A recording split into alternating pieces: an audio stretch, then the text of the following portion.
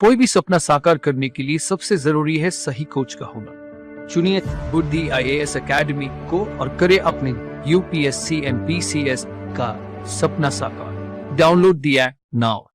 Hello everyone, welcome you all again to this very important and crucial session जहां पे हम NCERTs के बारे में बात करने वाले हैं। ये पर्टिकुलर सेशन स्पेशली उन लोगों के लिए डिज़ाइंड है जो स्टेट सिविल सर्विसेज या UPSC की तैयारी को किक स्टार्ट शुरू करने वाले हैं। मैं सबसे पहले वीडियो के स्टार्टिंग में ही ये बता दूं कि ये वीडियो बिगिनर्स के लिए है।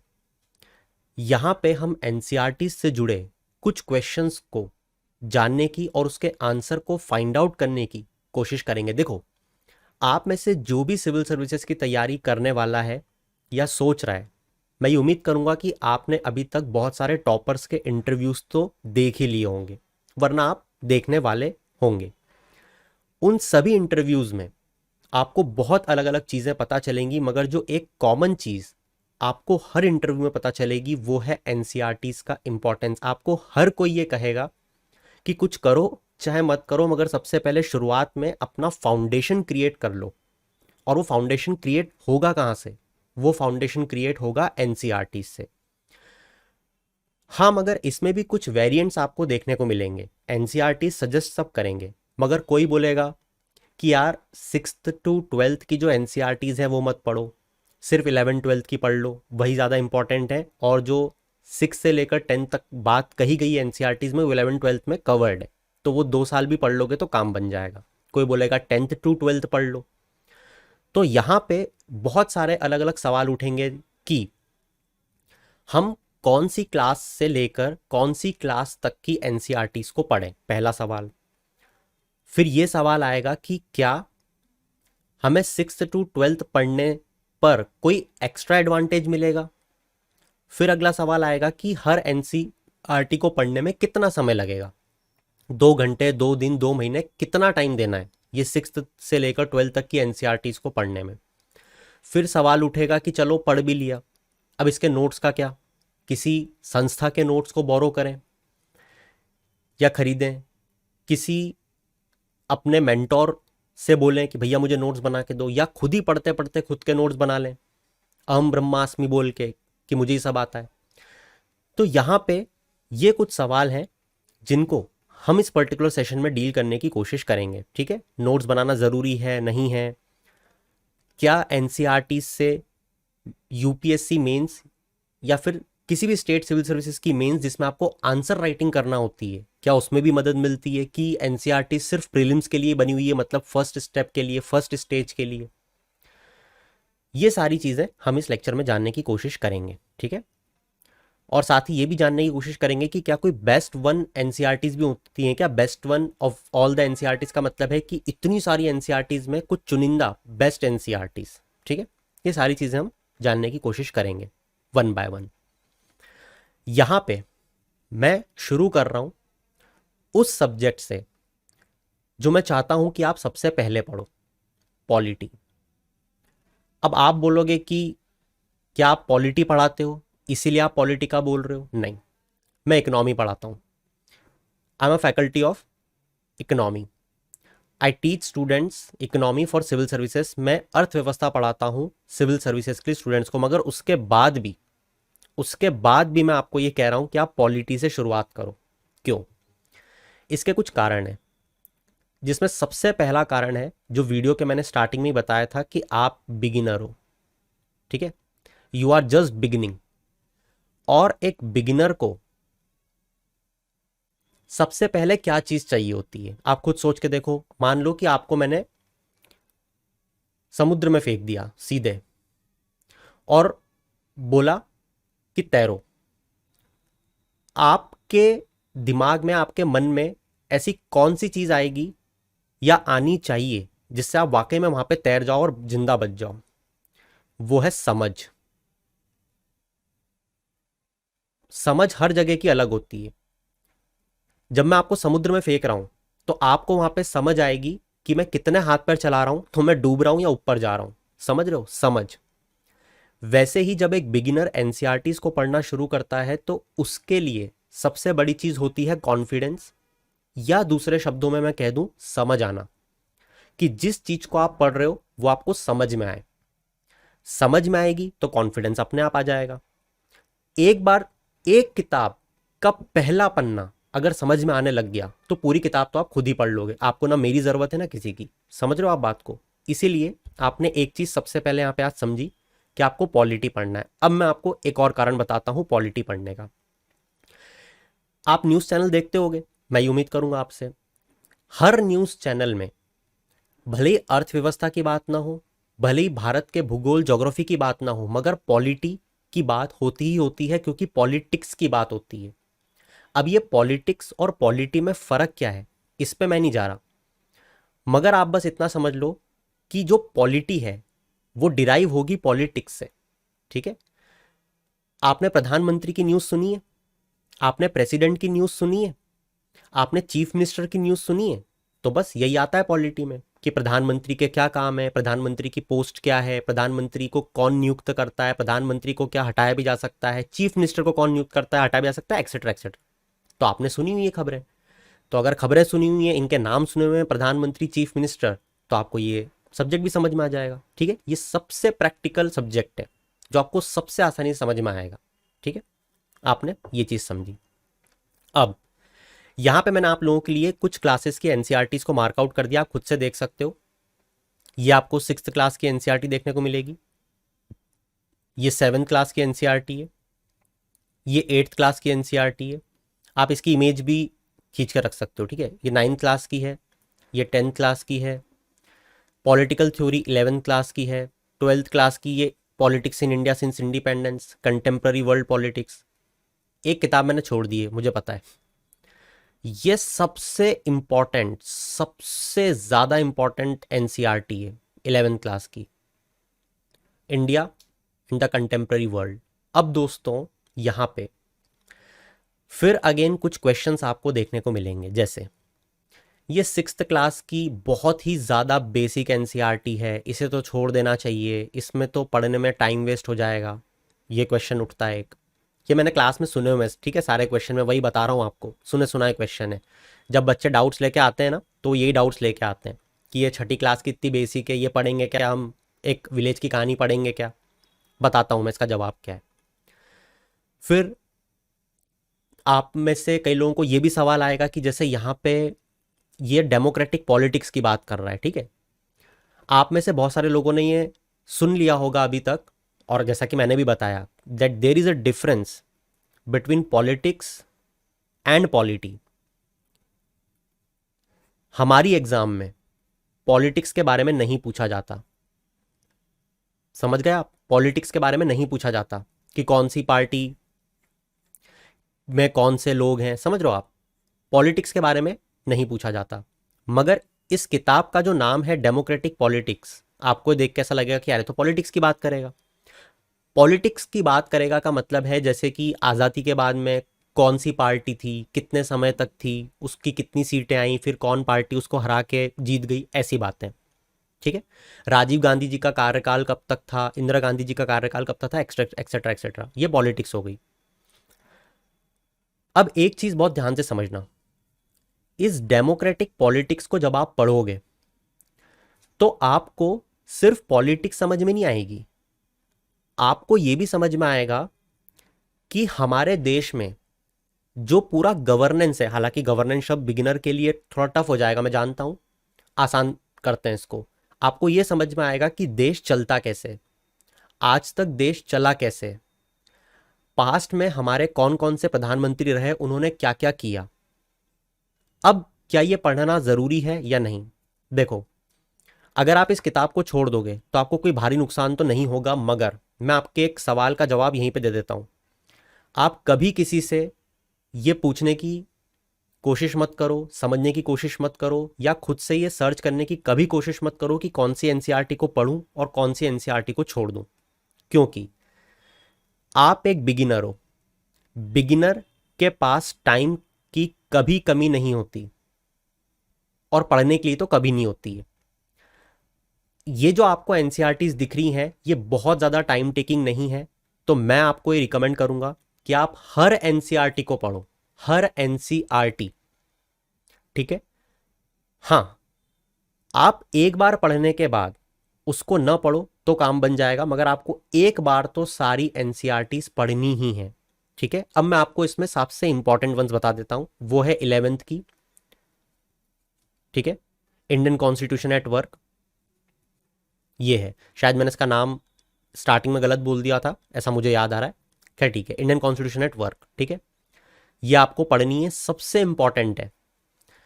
इसके बाद में एक स्टैंडर्ड बुक लक्ष्मीकांत, ये तो आपको पढ़नी है, गोल्डन बुक है ये।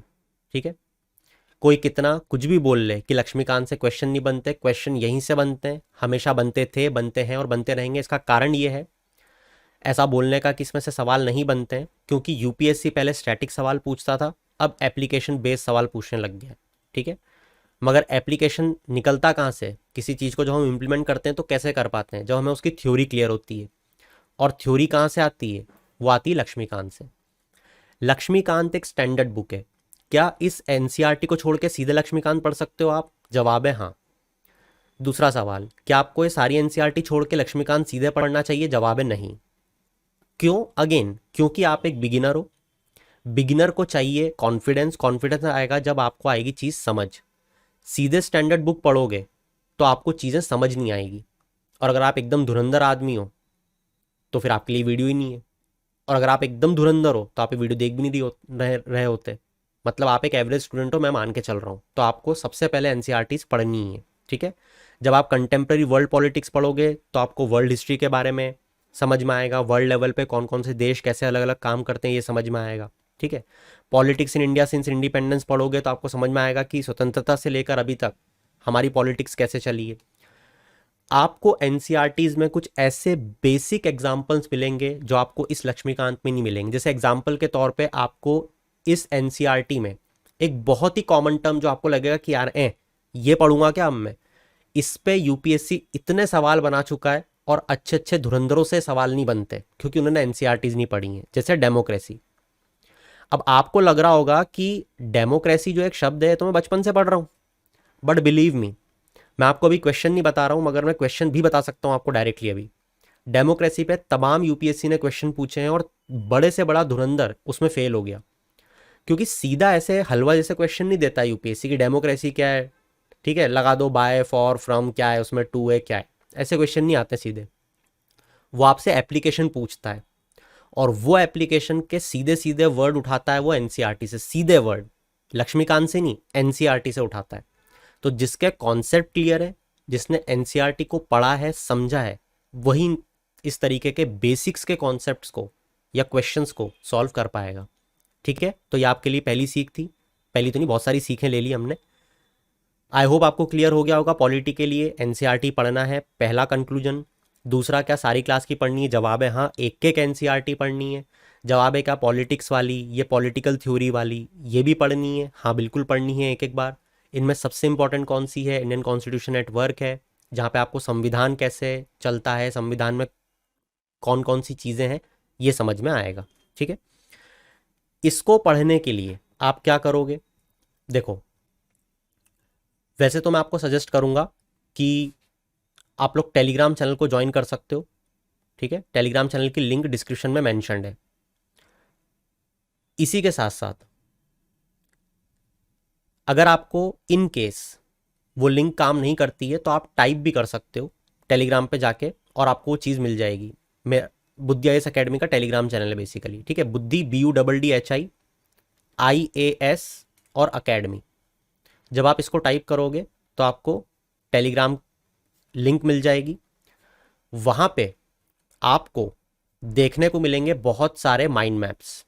ठीक है, और बहुत जल्द वैसे ही माइंड मैप्स मैं सिर्फ और सिर्फ एनसीईआरटी के लिए लाने की कोशिश करूँगा। ठीक है, अभी वो जो माइंड मैप्स हैं वो करंट अफेयर्स पे आते हैं और इंडियन इकोनॉमी।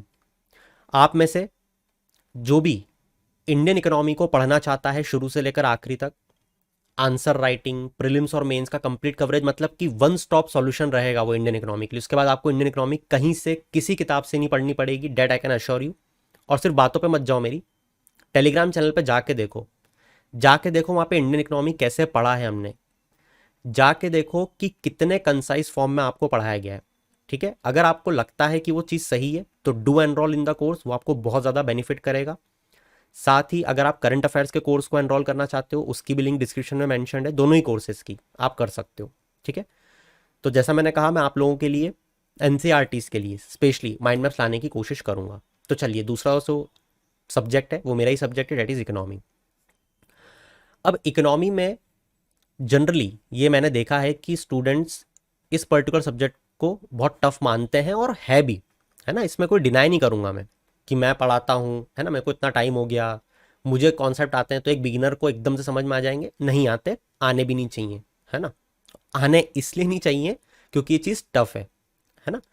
तो आने नहीं चाहिए का मतलब ये नहीं कि कभी आने ही नहीं चाहिए, आने नहीं चाहिए का मतलब है कि स्टार्टिंग में नहीं आ रहे तो डरने की कोई बात नहीं है। ठीक है, तो नहीं आ रहे तो नहीं आ रहे। तो इस सब्जेक्ट की पकड़ कैसे करें, है ना। वैसे मैं इस पर अलग अलग तरीके से वीडियो बना चुका हूँ, आगे भी मैं इस पर वीडियो लेके आऊँगा कि इस पर पकड़ कैसे करें, इसमें हम कैसे सारी चीज़ों को समझें, क्योंकि किताबी भाषा से, किताबी नॉलेज से इसके सवाल नहीं बनते हैं यूपीएससी में। ठीक है, ये बात हम डंके की चोट पे कह सकते हैं सब मिलके, ये सबको पता है कि एनसीईआरटी से सवाल नहीं बनेंगे प्रीलिम्स में या मेंस में। इसमें एक बहुत डिफरेंट लेवल ऑफ गेम है और बहुत स्कोरिंग भी है। तो इसको पढ़ना कैसे है, इसमें क्या चीज़ें, इसके लिए तो अलग अलग वीडियो अवेलेबल है, आप मुझे बता देना जिसको भी चाहिए, मैं लिंक शेयर कर दूंगा, हालांकि टेलीग्राम चैनल पे आपको सब मिल ही जाएगा।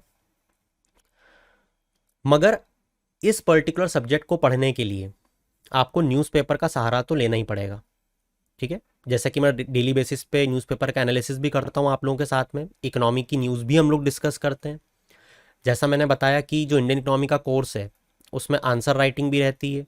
ठीक है, अगर आप कोर्स को ज्वाइन नहीं भी करना चाहते ना, तो भी मैं आपको सजेस्ट करूंगा कि सिर्फ टेलीग्राम चैनल को ज्वाइन कर लो, वहाँ से आपको खुद को समझ में आ जाएगा कि पढ़ना कैसे है, तो आप खुद से भी पढ़ सकते हो। ठीक है, ज़रूरी नहीं कि आप कोर्स को एनरोल करो। प्लस जो न्यूज़ होती है उसके कौन से आर्टिकल्स इंपॉर्टेंट हैं डेली बेसिस पे, मैं वो अपडेट कर देता हूँ। ठीक है, प्लस डेली बेसिस पे कौन से कॉन्सेप्ट्स पढ़ने हैं, कहाँ से पढ़ने हैं, मैं ये भी अपडेट कर देता हूँ। तो ये सारी चीज़ें आपको मिल जाएंगी, इसलिए टेलीग्राम चैनल को ज्वाइन कर लो। ठीक है, अब देखो, इंडियन इकोनॉमी में सबसे पहले क्या नहीं पढ़ना बता देता हूँ। स्टैटिस्टिक्स फॉर इकोनॉमिक्स करके एक किताब है 11th की, ये नहीं पढ़नी है आपको। ठीक है, थोड़ी राहत मिले। बाकी सारी किताबें पढ़नी है क्या? हाँ, बिल्कुल पढ़नी है।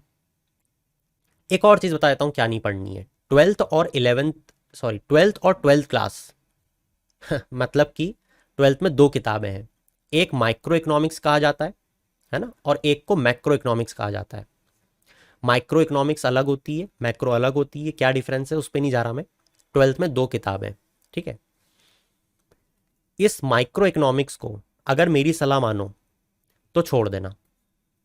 अब मेरी सलाह मानो छोड़ देना, मैं ऐसा क्यों बोल रहा हूँ, क्योंकि अगर आप पहली बार पढ़ रहे हो ना, तो आपको इस माइक्रो इकोनॉमिक्स में से गिनती के 2 चैप्टर पढ़ने हैं, उसमें भी गिनती की कुछ लाइनें पढ़नी है ना। अब मैं आपको बता भी दूंगा, उसका सेंस निकलेगा, total utility, marginal utility, total factor productivity, etcetera etcetera, income elasticity, elasticity of demand, उस पर नहीं जा रहा मैं, मगर आप समझ नहीं पाओगे स्टार्टिंग में। ठीक है, तो आप इस माइक्रो इकोनॉमिक्स को छोड़ देना, इसको आप मत पढ़ो अभी, कोई दिक्कत नहीं है, बाद में आप आराम से कैसे कवर करोगे बता दूंगा।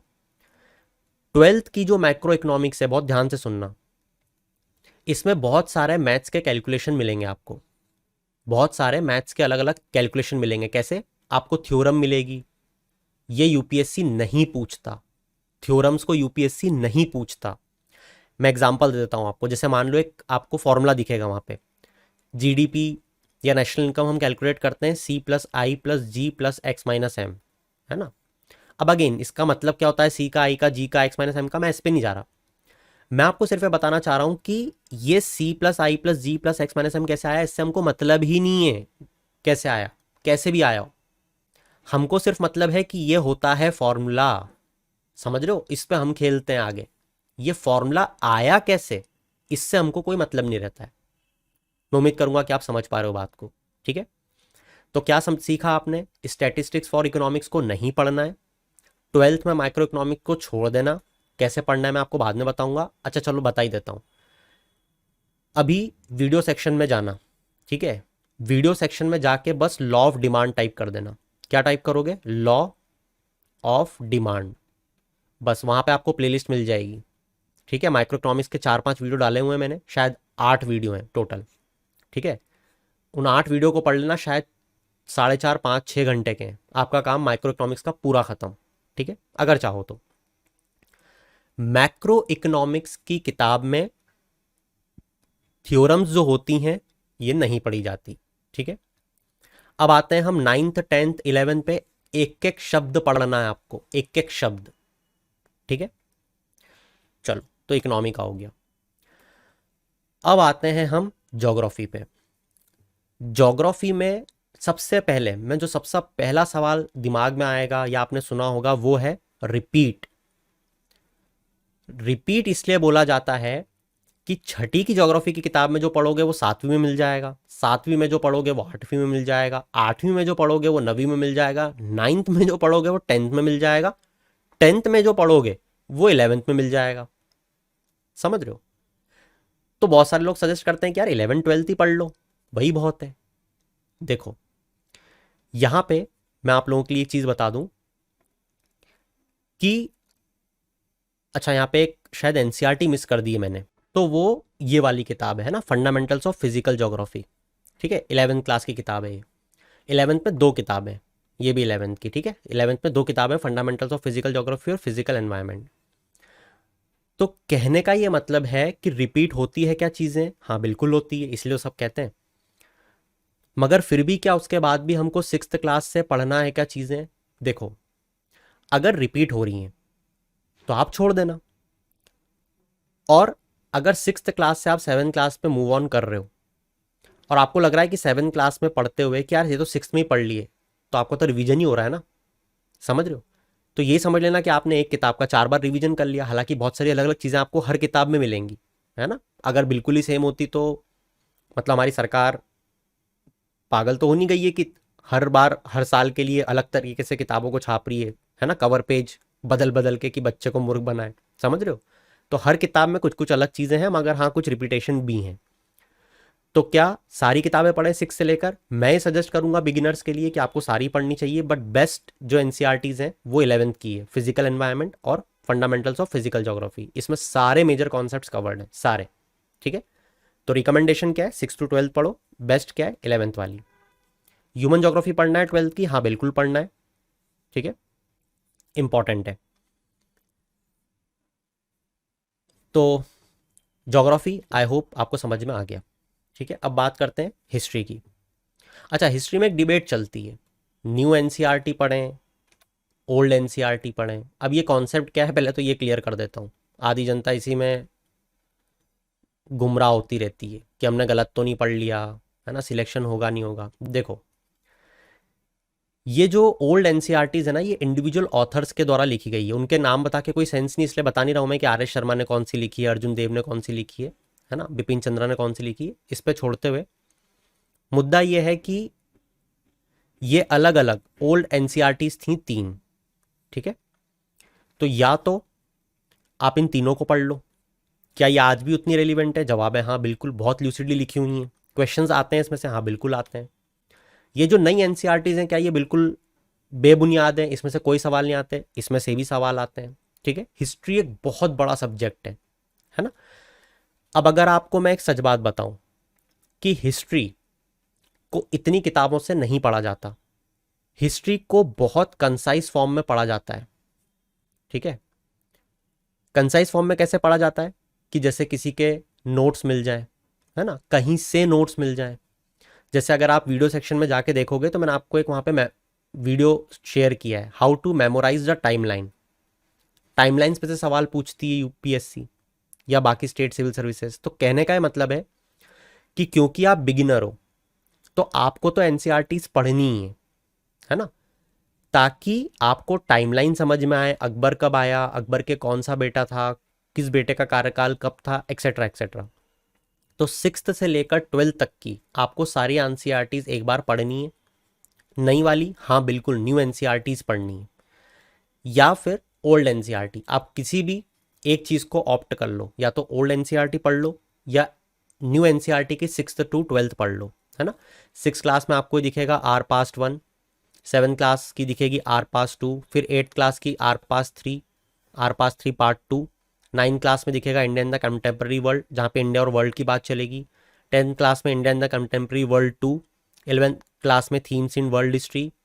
12th क्लास में 3 थीम्स हैं, थीम 1, थीम 2, थीम 3। ठीक है, ये आपको पढ़नी है। ज्योग्राफी का मैंने आपको बता ही दिया था। ठीक है, इसके बाद की जो चीज़ें हैं उसको हम कभी और लेंगे, मगर ये मेजर सब्जेक्ट्स थे। That's it from my side. Telegram channel को ज्वाइन करना मत भूलना। ऑल्सो आप वीडियो सेक्शन में जाके प्लेलिस्ट को ज़रूर चेकआउट करना, आपको बहुत सारी चीज़ें आपके काम की मिलेंगी। But for now that's it from my side for this particular topic and session. Indian keep shining, have a good day.